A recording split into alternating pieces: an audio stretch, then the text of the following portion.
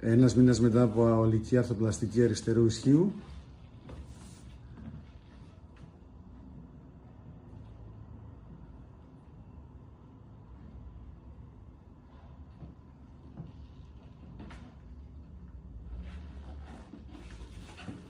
Αισθάνεστε πόνο?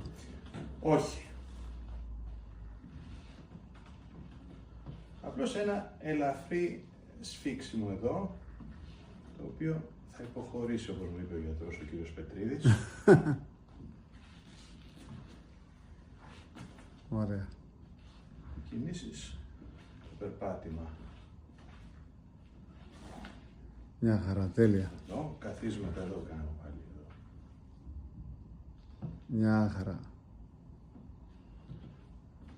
Ωραία.